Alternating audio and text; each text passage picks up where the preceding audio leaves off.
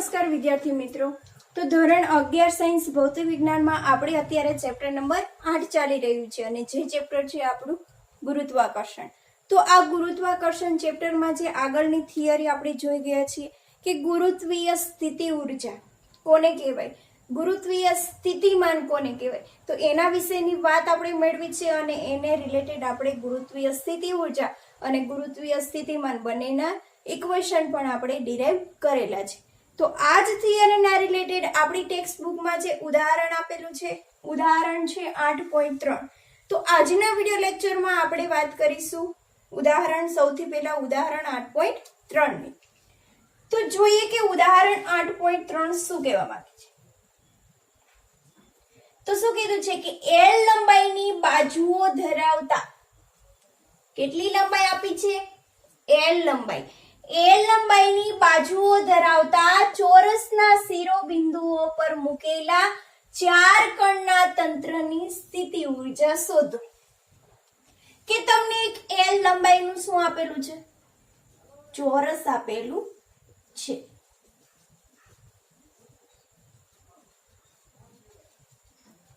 અને આ ચોરસના 4 શિરોબિંદુ ઉપર શું કરેલું છે કે 4 શિરોબિંદુ ઉપર એક કણ મૂકેલો છે અને આ કણના તંત્રની તમારે શું કરવાની છે? સ્થિતિ ઊર્જા મેળવવાની છે, બરાબર। તો આ જે ચોરસ આપેલું છે એ ચોરસના 4 શિરોબિંદુ ઉપર આપણે સ્મોલ m દળના પદાર્થને અથવા તો સ્મોલ m દળના કણને રાખીશું કે જેનું દળ છે સ્મોલ m। અને આ જે ચોરસ છે એમાં બાજુઓની લંબાઈ કેટલી છે? L, કે દરેક બાજુઓની લંબાઈ આપેલી છે L। તો સૌથી પહેલા આપણને મેળવવાનું કીધું છે એ શું કીધું છે? સ્થિતિ ઊર્જા શોધો। તો જે 4 કણ આવેલા છે, 4 કણ ઉપર આપણે શું કરવાની છે? સ્થિતિ ઊર્જા શોધવાની છે। આગળ શું કીધું છે કે ચોરસના કેન્દ્ર ઉપર સ્થિતિમાન શોધો। તો અહીંયા ચોરસનું જે કેન્દ્ર આવેલું છે, ચોરસના કેન્દ્ર ઉપર આપણે શું શોધવાનું છે? સ્થિતિમાન શોધવાનું છે। તો બીજું લખી દઈએ સ્થિતિમાન। તો અહીંયા આપણે ટોટલ 2 વસ્તુઓ ફાઇન્ડ કરવાની છે, એક છે સ્થિતિ ઊર્જા અને બીજું છે સ્થિતિમાન।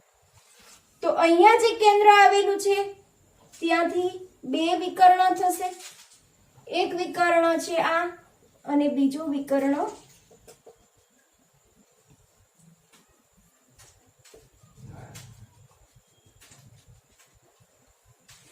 તો 2 વિકર્ણ આપેલું છે। હવે સૌથી પહેલા આપણે શોધવાનું છે સ્થિતિ ઊર્જા। તો આપણે પહેલા મેળવીશું સ્થિતિ ઊર્જા U। હવે 4 કણ જે સ્મોલ m દળના આવેલા છે, 4 કણ ઉપર આપણે શું કરવાની છે? સ્થિતિ ઊર્જા શોધવાની છે। તો આપણને ખબર છે કે 2 પદાર્થો વચ્ચે સ્થિતિ ઊર્જાનું મૂલ્ય આપણે જોઈ ગયા, થિયરી પણ ભણી ગયા, બરાબર। એમાં ઇક્વેશન આપણને સ્થિતિ ઊર્જાનું શું મળતું હતું? U બરાબર -gm small m upon r। તો અહીંયા જે 2 સ્મોલ m દળના કણ છે એની વચ્ચે સ્થિતિ ઊર્જા શું મળશે? -g સ્મોલ m અપોન અંતર બંને વચ્ચેનું થઈ જશે L। એવી જ રીતે આ 2 કણ વચ્ચે પણ સ્થિતિ ઊર્જા હશે, આ 2 કણ વચ્ચે પણ સ્થિતિ ઊર્જા હશે અને આ 2 કણ વચ્ચે પણ સ્થિતિ ઊર્જા હશે। ટોટલ કેટલી સ્થિતિ ઊર્જા થઈ? 1 2 3 અને 4।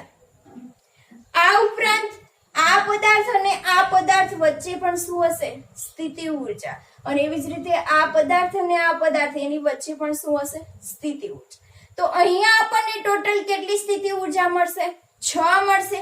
તો સૌથી પહેલા તો આપણે આ 4 સ્થિતિ ઊર્જા લખી દઈએ, બરાબર। તો U સ્થિતિ ઊર્જા U બરાબર શું થઈ જશે? U બરાબર U1 વત્તા U2 વત્તા U3 વત્તા U4। તો સૌથી પહેલા U1, આ બંને વચ્ચે સ્થિતિ ઊર્જા, તો એ બંને વચ્ચે સ્થિતિ ઊર્જાનું મૂલ્ય શું મળશે? -g સ્મોલ એમ એટલે સ્મોલ એમ નો શું થઈ જશે સ્ક્વેર અને છેદમાં બંને વચ્ચેનું અંતર એટલે કે l. તો અહીંયા આ બે પદાર્થ વચ્ચે સ્થિતિ ઊર્જા કેટલી હશે -gm² l. એવી જ રીતે આ બે પદાર્થ વચ્ચે પણ સ્થિતિ ઊર્જા એટલી જ મળશે, અહીંયા પણ એટલી જ મળશે અને અહીંયા પણ એટલી જ મળશે. તો લખી દો u2 બરાબર શું થઈ જશે -gm² l. u3 બરાબર શું થઈ જશે -gm² l અને u4 બરાબર પણ થઈ જશે -gm² l. સ્થિતિ ઊર્જા u1 અહીંયા, u2 અહીંયા, u3 અહીંયા અને u4 અહીંયા. હવે આ બંને વચ્ચે સ્થિતિ ઊર્જા જે આપણને મળશે u5. તો સ્થિતિ ઊર્જા આ બંને વચ્ચે શું મળશે -gm² બંને વચ્ચેનું અંતર. તો બંને વચ્ચેનું અંતર આપણે પાયથાગોરસના પ્રમેય પરથી મેળવી શકીશું. જો આ શું થઈ ગયું કાટકોણ ત્રિકોણ થઈ ગયો, તો આ જે કાટકોણ ત્રિકોણ થઈ ગયો છે એમાં આપણે આ અંતર મેળવવાનું છે. તો આ લંબાઈ l છે, આ લંબાઈ l છે. તો પાયથાગોરસના પ્રમેય પરથી આપણે શું કરીશું કર્ણનો સ્ક્વેર બરાબર બાકીની બંને બાજુના વર્ગનો સરવાળો. તો આ જે મૂલ્ય છે એ તમને મળશે √2l અને એવી જ રીતે આ અંતર પણ કેટલું મળશે √2l. પાયથાગોરસના પ્રમેય પરથી મેળવી શકશું. તો હવે આ બંને વચ્ચે સ્થિતિ ઊર્જા કેટલી હશે જેને આપણે નામ આપી દઈએ u5 અને u5 નું મૂલ્ય કેટલું મળશે -gm² √2l. અને હવે આ બંને વચ્ચે સ્થિતિ ઊર્જા કેટલી હશે u6. તો u6 નું મૂલ્ય પણ આપણને એટલું જ મળશે પ્લસ u6 કેટલું મળશે -gm² √2l. તો અહીંયા તમને જે ચાર કણ છે એ ચાર કણ ઉપર ટોટલ સ્થિતિ ઊર્જા તમને મળી ગઈ છે. હવે અહીંયા તમે સાદું રૂપ આપો તો શું મળશે? સૌથી પહેલા જો આ ચારે ચાર ના મૂલ્ય કેવા છે સમાન છે, તો એને શું લખશો -4gm²l. રહી વાત આ બંનેની, તો એમાં શું થઈ જશે -2gm² √2l. હવે -4gm² /l માઇનસ √2 ને તમે કેવી રીતે લખી શકો √2 * √2 લખી શકો. એક √2 નીકળી જશે તો અહીંયા શું વધશે ખાલી √2gm² /l. હવે કોમન નીકળે છે એટલું કાઢી દો -gm² /l શું વધ્યું કૌંસમાં 1 + √2. તો આ તમને શું મળી ગઈ છે સ્થિતિ ઊર્જા u બરાબર -gm² /l કૌંસમાં 4 + √2. આપણે મેળવવાનું છે સ્થિતિમાન બરાબર. તો બીજું મેળવીશું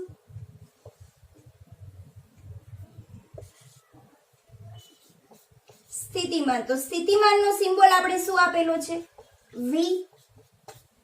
હવે ક્યાં સ્થિતિમાન મેળવવાનું છે? ચોરસના કેન્દ્ર ઉપર આપણે સ્થિતિમાન મેળવવાનું છે. એટલે કે અહીંયા આપણે સ્થિતિમાનની વાત કરવાના છીએ. તો સ્થિતિમાનનું ઇક્વેશન તમને ખબર છે. સ્થિતિમાનનું શું મળતું હતું v બરાબર -gm/r. આ તમને સ્થિતિમાન મળતું હતું. તો હવે અહીંયા શું કરવાનું છે? r છે એ શું છે અહીંયા કેન્દ્રથી અંતર. તો આખું અંતર તમારે કેટલું છે √2l. તો √2l બરાબર શું થઈ જશે 2r થઈ જશે. તો √2l બરાબર થાય 2r. તો આપણે તો અહીંયા મેળવવાનું છે r. તો r બરાબર શું થઈ જશે √2/2 * l. એટલે અહીંયા તમને મળશે l/√2. તો આટલું જે અંતર છે એ મળશે L/√2. એવી જ રીતે આટલું પણ L/2 અને આટલું પણ અંતર કેટલું મળશે સેમ. તો સ્થિતિ ઊર્જા V બરાબર શું થઈ જશે? જો કેન્દ્ર પર મેળવવાનું છે એટલે આ બંને દ્વારા સ્થિતિમાન, આ બંને દ્વારા સ્થિતિમાન, આ બંને દ્વારા સ્થિતિમાન અને આ બંને દ્વારા સ્થિતિમાન એટલે V બરાબર શું થઈ જશે? V1 + V2 + V3 + V4. સ્થિતિમાનનું equation શું છે? -gm/r. અહીંયા જે આપણે કેન્દ્ર ઉપર જે પદાર્થ મૂકેલો છે એને આપણે શું કહીશું? એકમ દળનો પદાર્થ. એટલે V શું મળશે? -gm/L/√2. એવી જ રીતે -gm/L/√2 -gm/L/√2 અને -gm/L/√2. તો શું થઈ જશે? -4gm/L/√2. હવે √2 છે ઉપરની બાજુએ જવા દો તો શું થઈ જશે? 4√2 -4√2 gm/L. જે તમને મળી ગયું સ્થિતિમાન V બરાબર -4√2 gm/L. તો આ ઉદાહરણ 8.3 માં તમને બે વસ્તુ મેળવવાની કીધી હતી. એક હતી સ્થિતિ ઊર્જા અને બીજું હતું સ્થિતિમાન. તો એ આપણે મેળવી લીધું છે. આપેલું છે ઉદાહરણ 8.4. તો એની રકમ લેન્ધી હોવાથી અત્યારે બોર્ડ ઉપર આપણે લખશું નહીં, પરંતુ ટેક્સ્ટ બુકમાં જોતા જશું અને ઉદાહરણ સમજતા જશું. તો સૌથી પહેલા ઉદાહરણ 8.4 માં શું કીધું છે કે તમને એક આકૃતિ આપેલી છે અને આકૃતિ મેં અત્યારે બોર્ડ ઉપર ડ્રો પણ કરેલી છે. તો આકૃતિમાં દર્શાવ્યા મુજબ R ત્રિજ્યાના બે નિયમિત ઘન ગોળાઓ, કે તમને આકૃતિમાં દર્શાવ્યું છે કે તે તમને બે નિયમિત ઘન ગોળાઓ આપેલા છે અને બંનેની ત્રિજ્યા કેટલી છે? R જેટલી છે. એટલે બંને ગોળાઓની ત્રિજ્યા અત્યારે સમાન આપેલી છે. તો R ત્રિજ્યાના બે નિયમિત ઘન ગોળાઓના દળ m અને 4m છે. કે બંને ગોળાઓ આપેલા છે, બંને ગોળાઓની ત્રિજ્યા સમાન છે, પરંતુ બંને ગોળાઓના દળ કેવા છે? અલગ અલગ છે. એક ગોળાનું દળ આપેલું છે m અને બીજા ગોળાનું દળ આપેલું છે 4m. અને તેમના કેન્દ્રો વચ્ચેનું અંતર 6r છે. એટલે કે બંને ગોળાઓના કેન્દ્રો વચ્ચેનું અંતર m દળનો જે ગોળો છે એના કેન્દ્રથી લઈ 4m દળનો જે ગોળો છે એના કેન્દ્ર સુધીનું અંતર તમને આપેલું છે 6r. બંને ગોળાઓને સ્થિર જકડી રાખેલા છે. m દળના ગોળાની સપાટી પરથી, m દળનો જે ગોળો આપેલો છે આ ગોળાની સપાટી પરથી સ્મોલ m દળનો એક પદાર્થ સીધો બીજા ગોળાના કેન્દ્ર તરફ ફેંકવામાં આવે છે. કે આ જે કેપિટલ m દળનો જે પદાર્થ છે એની સપાટી ઉપર અત્યારે એક સ્મોલ m દળનો પદાર્થ આવેલો છે. હવે આ સ્મોલ m દળના પદાર્થને શું કરવાનું છે કે તમને સામે જે બીજો ગોળો આપેલો છે એ ગોળાના કેન્દ્ર તરફ તમારે શું કરવાનો છે? ફેંકવાનો છે. તો આ પદાર્થ બીજા ગોળાની સપાટી પર પહોંચે તે માટે જરૂરી લઘુત્તમ ઝડપનું સૂત્ર શોધો. કે આપણે આ જે સ્મોલ m દળનો પદાર્થ છે અત્યારે m ગોળાની સપાટી ઉપર છે. હવે એને આપણે શું કરવાનું છે કે 4m દળનો જે ગોળો છે એના કેન્દ્ર તરફ ફેંકવાનો છે. તો આ ગોળાની સપાટી ઉપર આપણે આ m દળના ગોળાને પહોંચાડવા માટે લઘુત્તમ ઝડપનું આપણે શું કરવાનું છે? સૂત્ર મેળવવાનું છે. તો સૌથી પહેલા તો શું કીધું છે કે m દળના પદાર્થને તમારે 4m દળના કેન્દ્ર તરફ તમારે ફેંકવાનું છે. તો સૌથી પહેલા તમને એ વિચાર આવે કે આ ગોળાનું દળ કેટલું છે? કેપિટલ M છે. આ ગોળાનું દળ કેટલું છે? 4m છે. તો આપણે બધા જાણીએ છીએ કે જે પદાર્થનું દળ વધારે હોય એ પદાર્થ શું કરે, બીજા પદાર્થને પોતાની તરફ ખેંચે. તો બંને ગોળાની કમ્પેરમાં આ ગોળાનું દળ વધારે છે, તો સૌથી પહેલા તમને એ વિચાર આવે કે આ ગોળાનું દળ વધારે હોવાથી આ પદાર્થ એમ દળના પદાર્થની સપાટી ઉપર જે સ્મોલ એમ દળનો પદાર્થ છે એને ડાયરેક્ટ પોતાની તરફ ખેંચી લેશે. કેમ? કારણ કે આ ગોળાનું દળ વધારે છે. તો સૌથી પહેલા તમને એ વિચાર આવશે, પરંતુ એ વાત અહીંયા ખોટી પડશે. કેમ? ભલે આ ગોળાનું દળ વધારે હોય પરંતુ સ્મોલ એમ દળના પદાર્થને પોતાની તરફ ડાયરેક્ટ ખેંચી શકશે નહીં. કેમ કે આ સ્મોલ એમ દળનો પદાર્થ છે એમ દળની સપાટી ઉપર જ છે. બંને વચ્ચેનું અંતર કેવું છે? ઓછું. આ કેન્દ્રથી સ્મોલ એમ દળના પદાર્થનું અંતર ઓછું છે, એટલે આ દળ દ્વારા સ્મોલ એમ દળના પદાર્થ ઉપર ગુરુત્વાકર્ષણ બળ વધારે લાગવાના કારણે એને પોતાની સાથે જકડી રાખશે. જ્યારે આ સ્મોલ એમ દળનો પદાર્થ છે 4m કરતા કેટલો છે? ખૂબ જ દૂર આવેલો છે. તો ખૂબ જ દૂર હોવાના કારણે એના ઉપર ગુરુત્વાકર્ષણ બળ ઓછું લાગશે, અને ઓછું લાગવાના કારણે આ જે સ્મોલ એમ દળનો પદાર્થ છે એને ડાયરેક્ટ પોતાની તરફ ખેંચી શકશે નહીં. આપણે બધા જાણીએ છીએ કે સૂર્યનું દળ છે એ પૃથ્વીના દળ કરતા ઘણું વધારે છે. બરાબર? તો આપણે અત્યારે તો પૃથ્વીની સપાટી ઉપર છીએ, તો સૂર્યનું દળ વધારે હોવાથી એના ગુરુત્વાકર્ષણ બળ દ્વારા શું આપણને પોતાની તરફ ખેંચી શકે છે? ના. કેમ? કારણ કે આપણે પૃથ્વીની સપાટી પર છીએ, અને પૃથ્વીની સપાટી પર ગુરુત્વાકર્ષણ બળ કેવું લાગે? વધારે. અને સૂર્યથી આપણું અંતર તો ખૂબ જ વધારે છે, અને અંતર વધારે હોવાથી ગુરુત્વાકર્ષણ બળ ઓછું લાગશે. તેથી તે આપણે સૂર્ય તરફ ખેંચાઈ શકશું નહીં અને પૃથ્વીની સપાટી ઉપર રહેશે. એટલે અહીંયા એમ દળના પદાર્થ દ્વારા સ્મોલ એમ દળના પદાર્થ ઉપર ગુરુત્વાકર્ષણ બળ વધારે લાગશે, તેથી સ્મોલ એમ દળના પદાર્થને જકડી રાખશે. એટલે ડાયરેક્ટ 4m તરફ આપણે સ્મોલ એમ દળનો પદાર્થ જશે નહીં.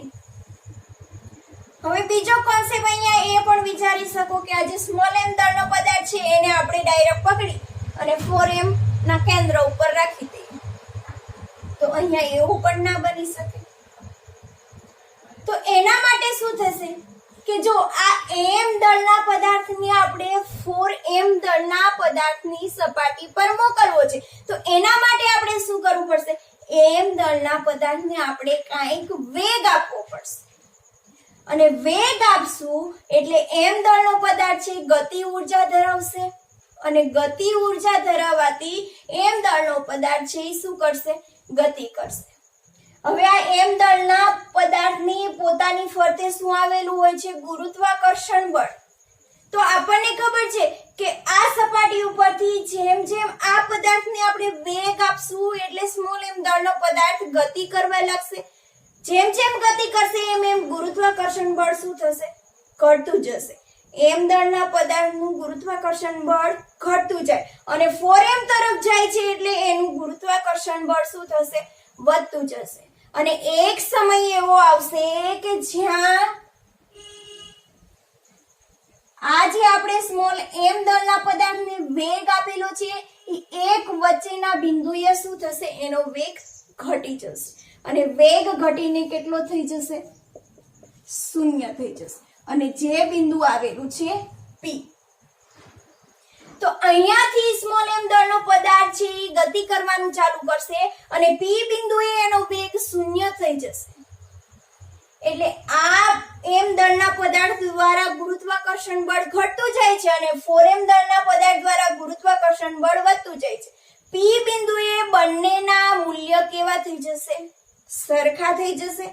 બરાબર? બંને ગુરુત્વાકર્ષણ બળના મૂલ્ય સમાન થઈ જશે. તો એના ઉપરથી આપણે અહીંયા અંતર મળી જશે કે આ બંને પદાર્થોના કેન્દ્ર વચ્ચેનું અંતર 6r છે. તો આ જે m દળનો પદાર્થ છે એના કેન્દ્રથી x અંતરે આ જે પદાર્થનો વેગ છે એ 0 થઈ જાય છે. તો આ જે P બિંદુથી આનું અંતર કેટલું મળશે? 6r - x, કે જ્યાં P બિંદુ ઉપર બંનેના ગુરુત્વાકર્ષણ બળના મૂલ્ય કેવા થાય છે? સમાન થાય છે.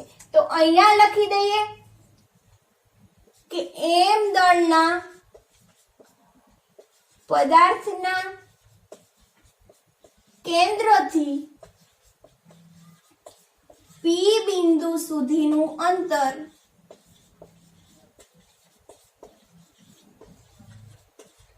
અત્યારે આપણે ધારી લીધું છે કે x છે. તો P બિંદુ પાસે બંનેના ગુરુત્વાકર્ષણ બળના મૂલ્ય કેવા થાય છે? સમાન થાય છે. તો m દળના પદાર્થ દ્વારા P બિંદુ પર ગુરુત્વાકર્ષણ બળ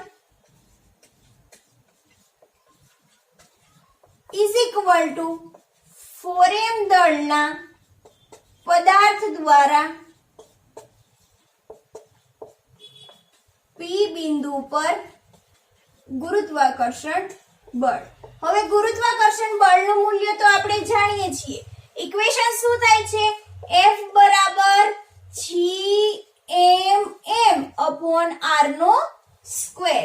તો અહીંયા P બિંદુ ઉપર શું થશે? ગુરુત્વાકર્ષણ બળનું મૂલ્ય શું થશે?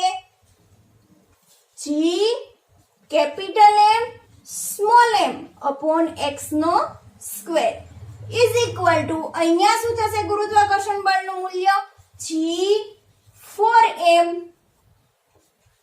Small m upon 6r minus x નો સ્ક્વેર.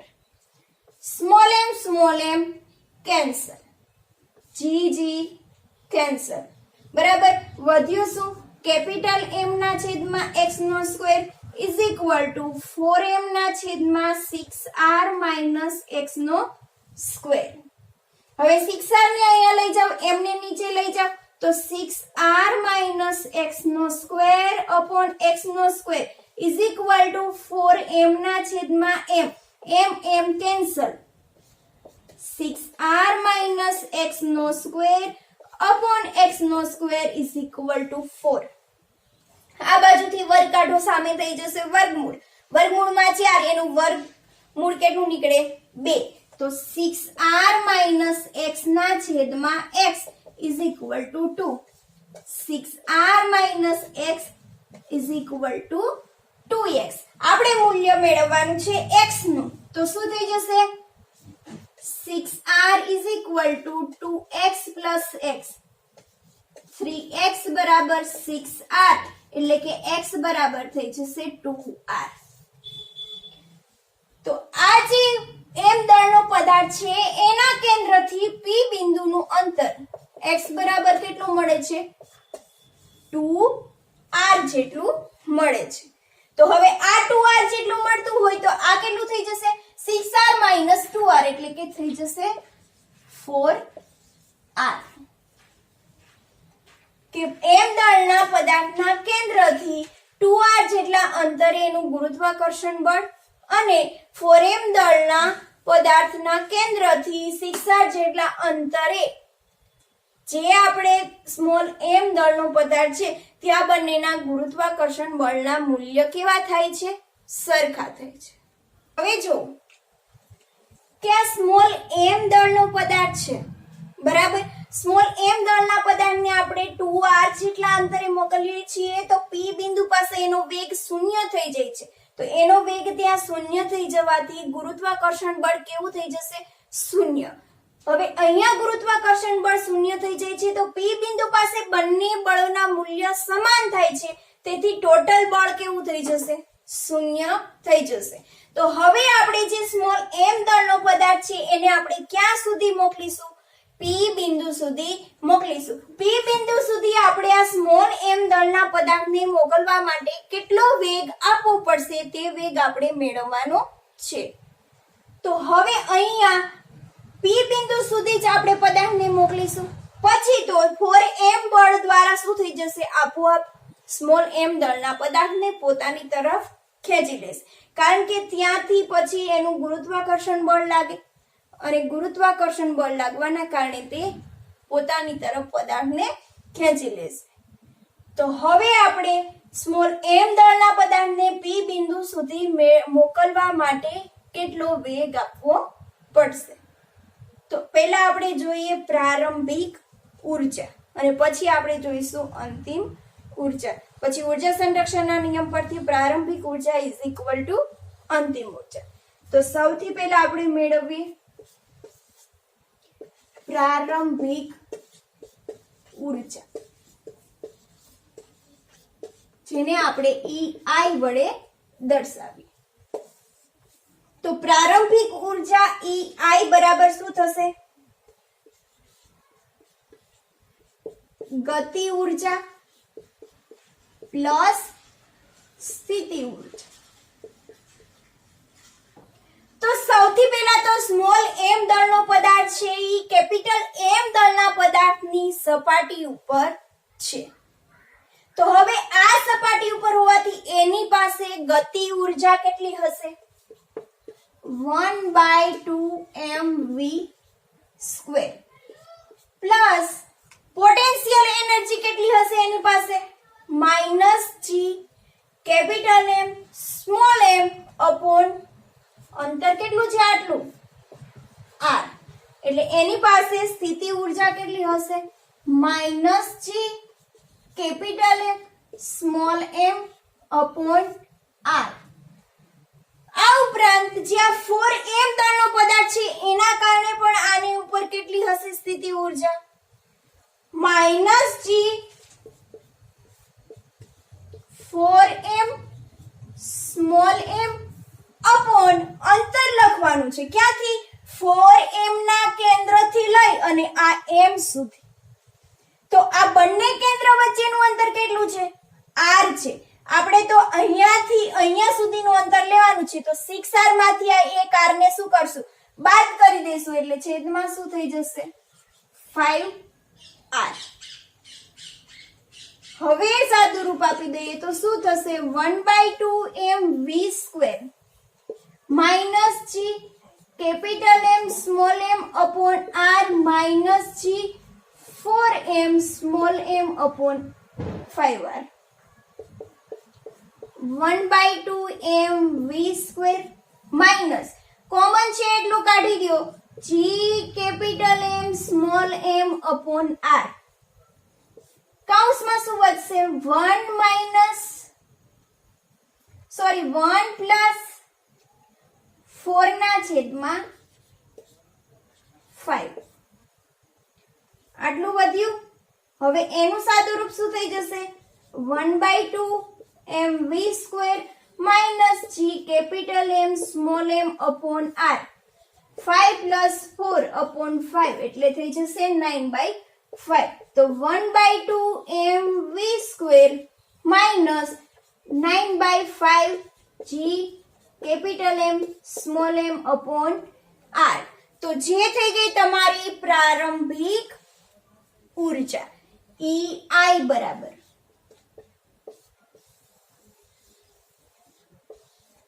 આપણે અંતિમ ઉર્જાની વાત કરી દઈએ તો અંતિમ ઉર્જા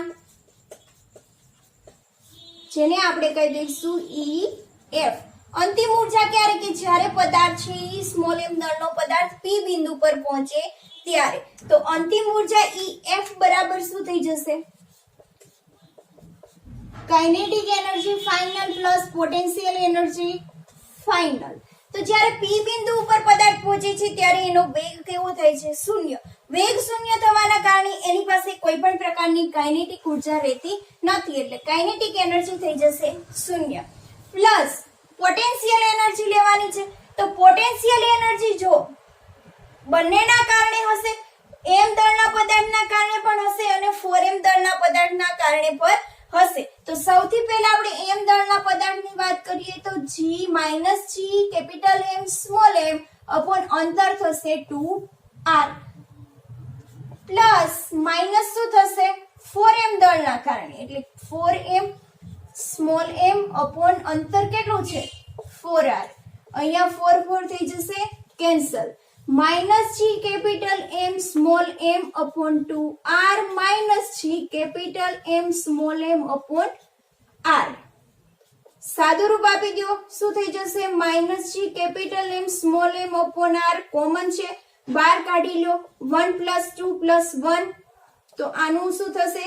minus G capital M small M upon R અને કૌંસમાં 3/2 એટલે ઈ ફાઇનલ શું મળશે તમને -3/2 G capital M small M upon R. હવે તમારી પાસે પ્રારંભિક ઉર્જા પણ છે અને અંતિમ ઉર્જા પણ છે. તો ઉર્જા સંરક્ષણના નિયમ પરથી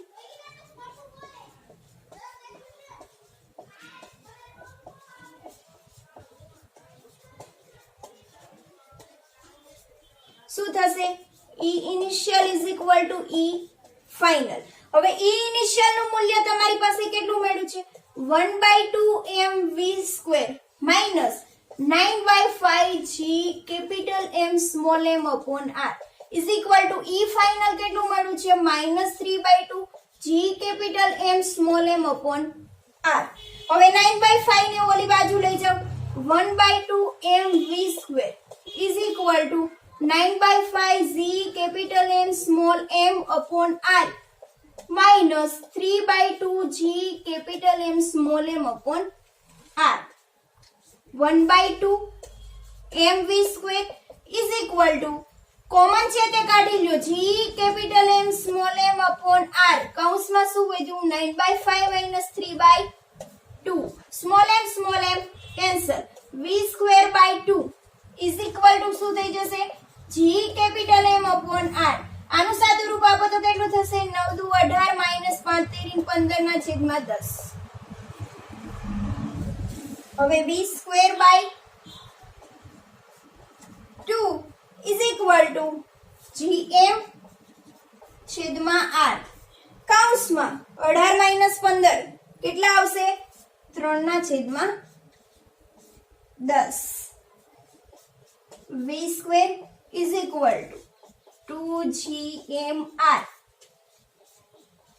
3 ના છેદમાં 10 2 પંચાને 10 v સ્ક્વેર બરાબર શું થઈ જશે 3gm upon 5r. આપણે મેળવવાનું છે ઝડપ v બરાબર શું થશે √3gm upon 5r. તો જે તમને મળી ગયું. ઉદાહરણ 8.5 તો ઉદાહરણ 8.5 શું કહેવા માંગે છે જોઈએ કે મંગળ ગ્રહને બે ચંદ્ર છે. મંગળ ગ્રહને બે ચંદ્ર છે, એક છે ફોબોસ અને બીજો છે ડેલ્મોસ.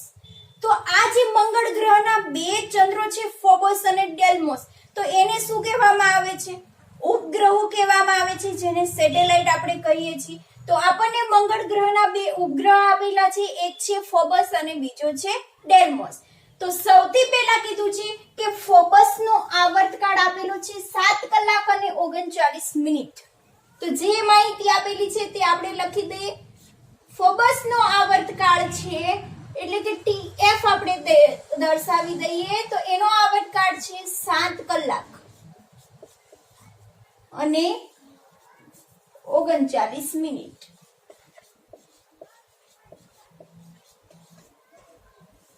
તો હવે આ 7 કલાક અને 39 મિનિટ છે એને આપણે સેકન્ડમાં દર્શાવવી પડશે. તો 7 કલાકની મિનિટ કેટલી થશે? તો 7 કલાકની મિનિટ થાય છે 420.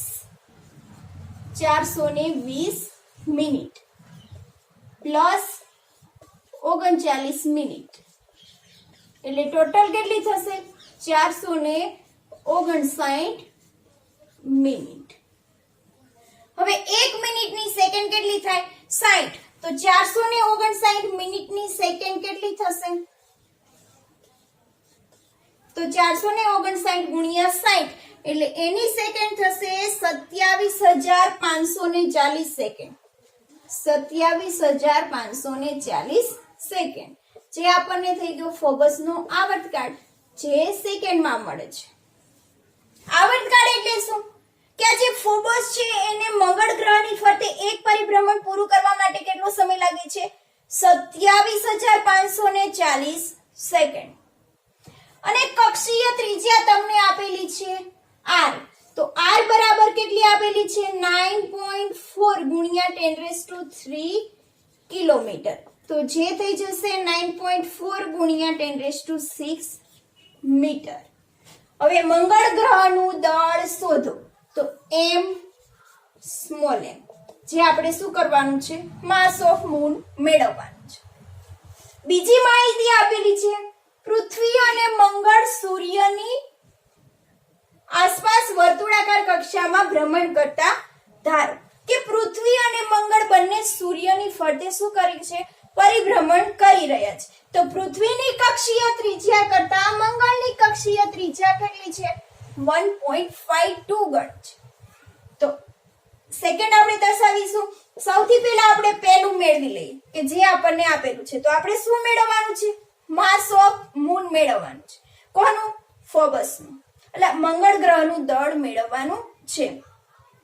હવે આ મંગળ ગ્રહની ફરતે ફોબસ છે એ વર્તુળાકાર કક્ષામાં પરિભ્રમણ કરી રહ્યો છે. તો આ ફોબસ છે વર્તુળાકાર કક્ષામાં ક્યારે ટકી શકે, કે જ્યારે એ ગ્રહ ઉપર કેન્દ્રગામી બળ અને મંગળ દ્વારા શું લાગતું હોય, ગુરુત્વાકર્ષણ બળ લાગતું હોય ત્યારે. તો અહીંયા શું થશે, કેન્દ્રગામી બળ બરાબર મંગળનું ગુરુત્વાકર્ષણ બળ. હવે કેન્દ્રગામી બળનું ઇક્વેશન શું છે, mv²/r, બરાબર, કે આ તમને આપેલો છે મંગળ અને મંગળની ફરતે વર્તુળાકાર કક્ષામાં ફોબોસ છે એ ગતિ કરે છે. એનો આવર્તકાળ એટલે સમયગાળો આપેલો છે અને એની કક્ષીય ત્રિજ્યાનું તમને મૂલ્ય આપેલું છે. તો અહીંયા આપણે લખી દઈએ r ઇઝ ઇક્વલ ટુ ગુરુત્વાકર્ષી બળ કેટલું થશે, g m small m upon re નો સ્ક્વેર. ફોબોસ છે એનું દળ માની લો કે સ્મોલ m છે. હવે આ m બંને cancel. v²/r is equal to g capital M small m upon re નો સ્ક્વેર. તો v બરાબર શું થશે, √g capital M small m upon re. re અહીંયાથી એક કેન્સલ થશે, સોરી અહીંયા આવશે r, ખાલી r. કેમ, કારણ કે કક્ષીય ત્રિજ્યા આપણને અર્થની આપેલી નથી, મૂનની આપેલી છે, એટલે એને આપણે r વડે દર્શાવી દીધું. તો અહીંયા તમને વેગ એટલે કે કક્ષીય વેગ મળી ગયો છે. આપણે તો મેળવવાનું છે માસ ઓફ મૂન, બરાબર. તો માસ ઓફ મૂન મેળવવાનું છે તો આપણને આવર્તકાળ આપેલો છે. તો આવર્તકાળ બરાબર શું થાય, આવર્તકાળ t બરાબર પથ લંબાઈ અને છેદમાં થઈ જશે કક્ષીય વેગ. હવે આવર્તકાળ t બરાબર પથ લંબાઈ કેટલી છે, 2πr. ફોબસને એક પરિભ્રમણ પૂરું કરવા માટે આખી વર્તુળનો પરિઘ જે છે 2πr છેદમાં કક્ષીય વેગ કેટલો મળે છે, √g m અપોન r. અને વ્યવસ્થિત રીતે લખો એટલે શું થાય, 2πr, અહીંયા r લખી દઈએ, અહીંયા પણ r લખી દઈએ, √rg m.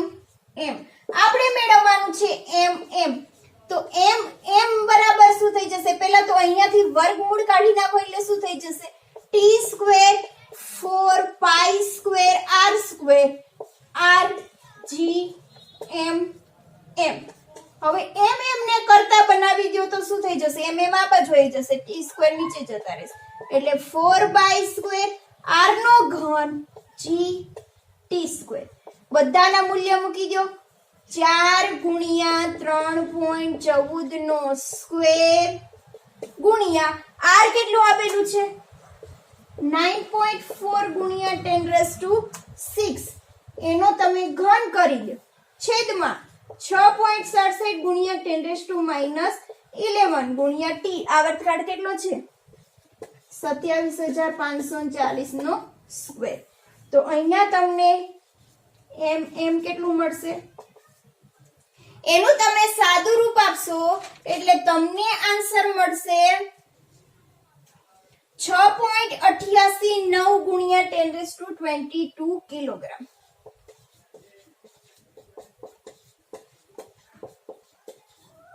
જે તમને શું મળી ગયું, મંગળનું દળ. હવે બીજું તમને કીધું છે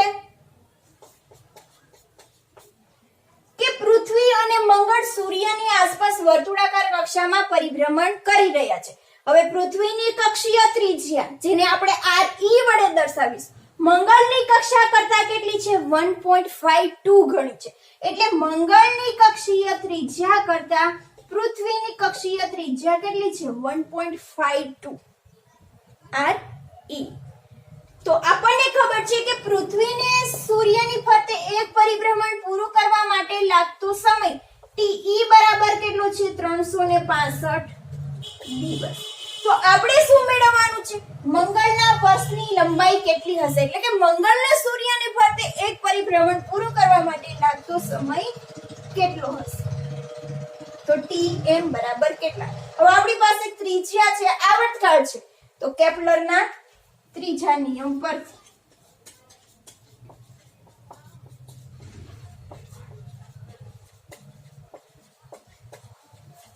શું છે કેપ્લરનો ત્રીજો નિયમ t² ચલે છે r³ બરાબર. તો t m ના છેદમાં te એનો square is equal to rm ના છેદમાં re એનો ઘન.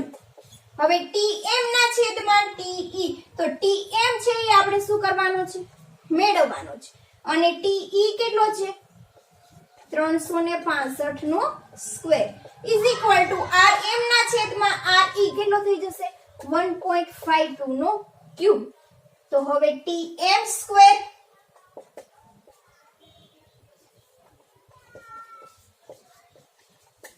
બરાબર 1.52 નો ક્યુબ ગુણ્યા 365 નો સ્ક્વેર. તો tm બરાબર થઈ જશે અંડર રૂટ 1.52 નો સ્ક્વેર ગુણ્યા 365 નો સ્ક્વેર. તો tm નું સાદું રૂપ આપશો એટલે tm તમને કેટલા દિવસ મળશે 684 દિવસ.